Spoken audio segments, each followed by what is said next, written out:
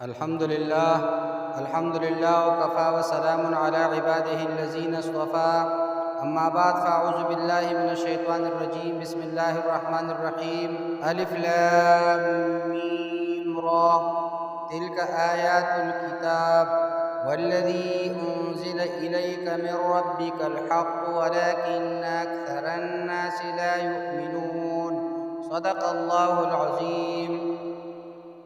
السلام علیکم ورحمۃ اللہ وبرکاتہ۔ ہماری آج کی موضوع ہے سورہ رعد کی فضیلت۔ سورہ رعد کا مختصر جائزہ یہ ہے کہ سورہ رعد قرآن مجید کی 13ویں اور مدنی سورتوں میں سے ہے جو 13ویں پارے میں واقع ہے۔ رعد بادل کی گرج کو کہا جاتا ہے۔ یہ نام اس سورت کی 13ویں آیت سے لیا گیا ہے۔ اس صورت میں اللہ تعالیٰ کی توحید اور قدرت، قرآن مجید کی حقانیت، پیغمبر اسلام صلی اللہ علیہ وسلم کی نبوت، رسالت، قیامت کے حالات اور بہشت و جہنم کے بارے میں گفتگو ہوتی ہے۔ آیت نمبر 28 اس سورت کی مشہور آیت میں سے ہے جس میں اللہ تعالیٰ کی یاد کو دلوں کا سکون قرار دیا گیا ہے۔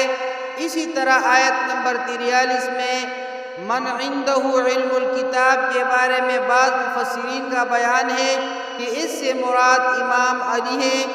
نقل ہوا ہے کہ جو شخص سورہ رعد کی تلاوت کرے گا اللہ تعالیٰ ماضی حال اور مستقبل میں موجود بادلوں کے 10 گنا حسنہ اس شخص کو عطا کرے گا۔ اس صورت میں جو مضامین ہیں وہ ذکر کر رہا ہوں۔ اس صورت کے اصل مضامین میں توحید، میعاد یعنی قیامت اور وحی جیسی بنیادی مسائل شامل ہیں، جبکہ اس کی فرعی موضوعات میں کائنات کے عجائبات اور نفس انسانی جیسے مسائل پر گفتگو کرتے ہوئے انسان کو گزشتہ اقوام کے حالات و واقعات اور اللہ تعالیٰ کی سنتوں میں غور و فکر کرنے کی دعوت ہے۔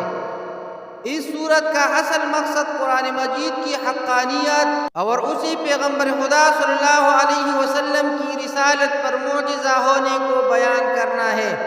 پیارے بھائیوں، سورہ رعد کی فضیلت یہ ہے کہ ابی ابن کعب پیغمبر خدا صلی اللہ علیہ وسلم سے نقل کرتے ہیں جو شخص سورہ رعد کی تلاوت کرے اللہ تعالیٰ اسے ماضی حال اور مستقبل میں موجود بادلوں کا 10 گنا ثواب عطا کرے گا اور قیامت کے دن اس شخص کا شمار اللہ تعالیٰ کے عہد و پیمان پر عمل کرنے والوں میں ہوگا۔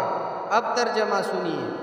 الف لام میم را یہ قرآن کی آیتیں ہیں اور جو کچھ آپ کی طرف آپ کے رب کی جانب سے اتارا جاتا ہے سب حق ہے لیکن اکثر لوگ ایمان نہیں لاتے۔